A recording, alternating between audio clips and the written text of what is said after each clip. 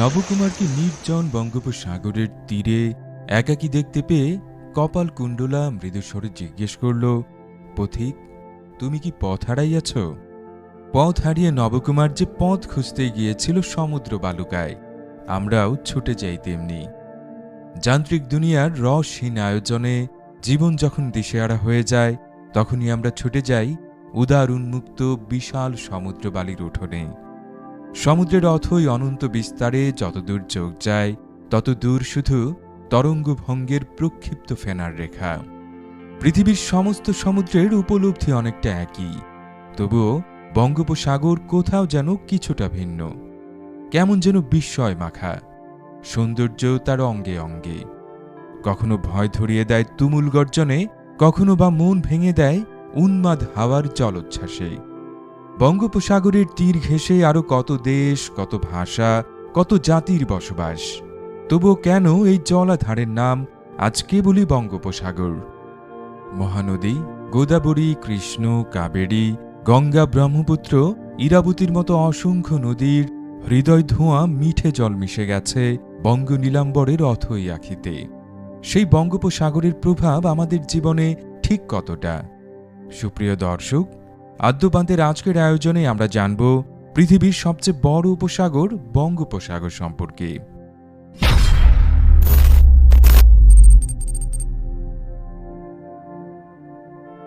এই জলাধারের জন্ম হয়েছিল পৃথিবীর উত্তপ্ত উদরে বহুকালের ভাঙা গড়ার এক পর্যায়ে।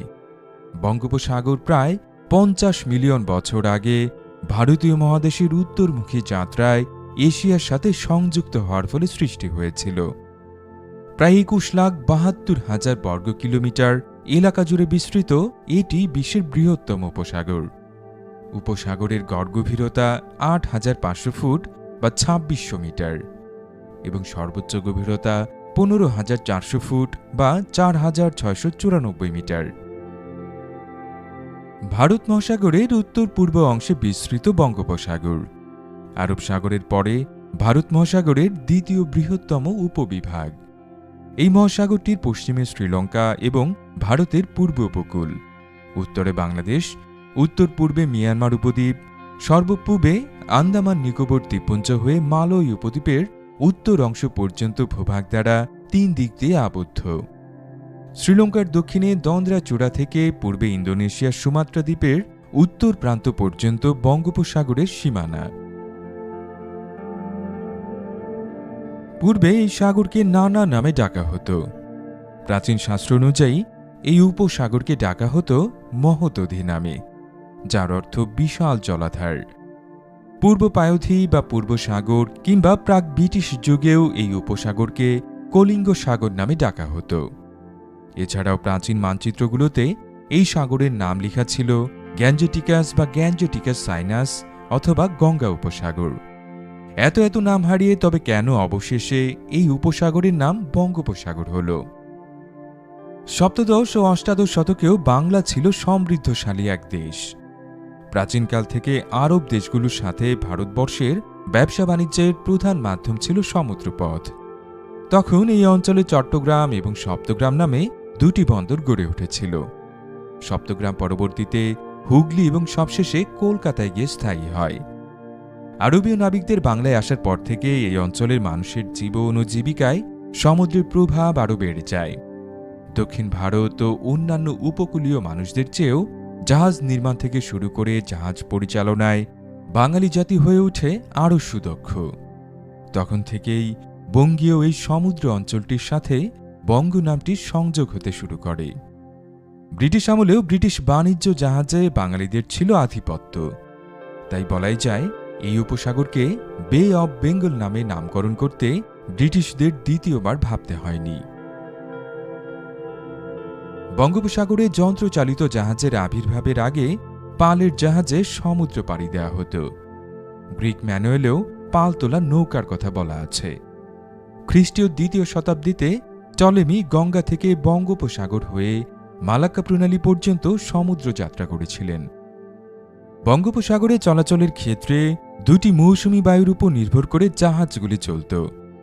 উত্তর পূর্বমুখী মৌসুমী বায়ু নির্ভর করে জাহাজগুলি পশ্চিম দিক বা দক্ষিণ থেকে দক্ষিণ এশিয়া বা পূর্ব এশিয়ায় আসত, আর ফিরতি পথে দক্ষিণ পশ্চিমমুখী মৌসুমী বায়ু ব্যবহার করত তারা। বঙ্গোপসাগরের জলবায়ু সাধারণত মৌসুমী বায়ু দ্বারা নিয়ন্ত্রিত হয়। দুনিয়ার সব থেকে বেশি ঘূর্ণিঝড় হয় এই বঙ্গোপসাগরেই। এই অনন্ত সমুদ্র, যা জানুয়ারিতে একেবারে শান্ত ও নীল হয়ে থাকে, আর গ্রীষ্মের শুরুতেই এর রূপ একেবারে বদলে যায়। তখন বঙ্গোপসাগর পরিণত হয় ফুঁসতে থাকা জলের সমুদ্রে। 1970 সালের ভোলার ঘূর্ণিঝড়ের ভয়াবহতা ছিল সবচেয়ে ধ্বংসাত্মক। প্রায় 5 লক্ষ মানুষের প্রাণহানি হয়েছিল সেবার। এছাড়াও নার্গিস, সিডর এবং সাম্প্রতিক সময়ের আমফানের ভয়াবহতা ছিল ব্যাপক। জীবনযুদ্ধে প্রায় প্রতি বছরই এসব প্রলয়ঙ্করী ঘূর্ণিঝড়ের মুখোমুখি হতে হয় বঙ্গোপসাগরের উপকূলের মানুষদের। জীবন বিধ্বস্ত করার যে আয়োজন তৈরি করে এই উত্তাল সাগর, সেই সাগরেই বেঁচে থাকার রসদ পায় মানুষ। এই অঞ্চলের বেশিরভাগ মানুষের জীবন ও জীবিকা সমুদ্রের উপর নির্ভরশীল। এটি বিশ্বের 64টি বৃহত্তম জলজ বাস্তুতন্ত্রের মধ্যে একটি। প্রতি বছর বঙ্গোপসাগরে 6 মিলিয়ন টনেরও বেশি মাছ ধরা হয়, যা বিশ্বের মোট উৎপাদনের 7%। বিশ্বের প্রায় 31% জেলে বঙ্গোপসাগরের আশেপাশেই বসবাস করেন। বঙ্গোপসাগরের মৎস্য ক্ষেত্রসমূহ মাছ এবং চিংড়ির উত্তম মজুদ ক্ষেত্র। উপসাগরের সর্বত্রই জলজ প্রাণী, বিশেষ করে কাঁকড়া, শামুক জাতীয় ছোট ছোট সামুদ্রিক প্রাণী, ঝিনুক, শেল, হাঙরে পরিপূর্ণ। তবে কিছু কিছু বিশেষ স্থানে মাছের ঘনত্ব অধিক হারে বজায় থাকে বলে সেই স্থানগুলিকে গুরুত্বপূর্ণ মৎস্যক্ষেত্র হিসেবে বিবেচনা করা হয়। বঙ্গোপসাগরে এ পর্যন্ত এমন 4টি মৎস্যক্ষেত্র শনাক্ত করা গেছে। উপসাগরের গভীর তলটি দক্ষিণে ঢালু। সুন্দরবনের দুবলার চর থেকে 30 কিলোমিটার দূরে বঙ্গোপসাগরের অতলে রয়েছে সোয়াচ অব নো গ্রাউন্ড বা গঙ্গা খাত। সোয়াচ অব নো গ্রাউন্ডের প্রস্থ 5 থেকে 7 কিলোমিটার। সাগর অভিমুখে এই খাত প্রায় 2000 কিলোমিটার পর্যন্ত অবিচ্ছিন্নভাবে বিস্তৃত। সোয়াচ অব নো গ্রাউন্ড বাংলাদেশের বঙ্গোপসাগরের একটি সংরক্ষিত স্থান, একটি সামুদ্রিক অভয়ারণ্য। তিমি পপাস ডলফিন, পৃথিবীর বৃহত্তম ইরাবতী ডলফিন, গোলাপি পিঠের ইন্দো প্যাসিফিক ডলফিন এবং মসৃণ পিঠের পাখনাহীন ইমপ্লাইজ ডলফিনের নিরাপদ আবাসস্থল এই গিরিখাত। বঙ্গোপসাগর শুধু মৎস্য অর্থনীতির জন্যই গুরুত্বপূর্ণ নয়। সমুদ্রের গভীরে অত্যধিক জৈব কার্বনের কারণে এই অঞ্চলটি তেল, প্রাকৃতিক গ্যাস এবং অন্যান্য খনিজ সম্পদে সমৃদ্ধ। বঙ্গোপসাগরের কোল ঘেঁষে মিঠা পানি ও সমুদ্রের লোনা জলের মিলনস্থলে গড়ে উঠেছে পৃথিবীর সর্ববৃহৎ ম্যানগ্রোভ বনাঞ্চল, যা সুন্দরবন নামে পরিচিত। এছাড়াও আছে পৃথিবীর অবিচ্ছিন্ন দীর্ঘতম সমুদ্র সৈকত কক্সবাজার। অসংখ্য দ্বীপ আছে বঙ্গোপসাগরে। আন্দামান ও নিকোবর দ্বীপপুঞ্জ ছাড়াও মিয়ানমার উপকূলে রয়েছে অসংখ্য দ্বীপপুঞ্জ। বাংলাদেশের সমুদ্র সীমানায় অবস্থিত প্রবাল দ্বীপ সেন্ট মার্টিন বঙ্গোপসাগরের অন্যতম সুন্দর দ্বীপের একটি। আন্দামান, নিকোবর এবং মিয়ানমারের দ্বীপপুঞ্জে আছে কাদামাটির আগ্নেয়গিরি, যা মাঝে মাঝেই সক্রিয় হয়ে ওঠে। বঙ্গোপসাগর বৈশ্বিক সমুদ্র যোগাযোগের অন্যতম প্রধান রুট। তাই সামুদ্রিক যোগাযোগের স্বার্থে এই অঞ্চলে গড়ে উঠেছে পৃথিবী বিখ্যাত বেশ কয়েকটি সমুদ্র বন্দর। ভারতের প্রধান বন্দরগুলি হল কলকাতা, বিশাখাপত্তনম, চেন্নাই, কুদ্দালোর এবং পারাদ্বীপ। কলম্বো এবং ট্রিনকোমালি শ্রীলঙ্কার গুরুত্বপূর্ণ বন্দর। চট্টগ্রাম, মংলা এবং পায়রা বঙ্গোপসাগরের তীরে অবস্থিত বাংলাদেশের প্রধান 3টি সমুদ্র বন্দর। সমুদ্রের অপার সম্পদ এবং ভৌগোলিক সুবিধাজনক অবস্থান বিবেচনা করে নীল অর্থনীতির ধারণাকে কাজে লাগালে অর্থনৈতিক সমৃদ্ধির অপার সম্ভাবনা রয়েছে বাংলাদেশের। বাংলাদেশ দক্ষিণ এশিয়ার 5টি সামুদ্রিক দেশগুলোর মধ্যে একটি। নীল অর্থনীতির একটি গুরুত্বপূর্ণ উপাদান হল সামুদ্রিক মৎস্য চাষ। বাংলাদেশের 12 নটিক্যাল মাইল স্থানীয় সমুদ্র এলাকা, 18 নটিক্যাল মাইল সমুদ্র সংলগ্ন অঞ্চল এবং 200 নটিক্যাল মাইল পর্যন্ত বিস্তৃত অর্থনৈতিক অঞ্চল রয়েছে। এই অঞ্চলের গ্যাস, তেল, খনিজ, সমুদ্রের লবণ, সমুদ্র বাণিজ্য, পরিবহন এবং দ্রুত বিকশিত পর্যটন শিল্পকে কাজে লাগিয়ে বাংলাদেশ আরও সমৃদ্ধ হতে পারে। এছাড়াও ভূরাজনৈতিকভাবে দ্বিতীয় বিশ্বযুদ্ধের পরে বঙ্গোপসাগরের গুরুত্ব বেড়েছে অনেক।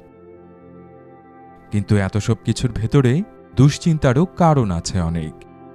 আমাদের বিভিন্ন কর্মকাণ্ডের ফলে বঙ্গোপসাগরের পরিবেশ দূষিত হচ্ছে।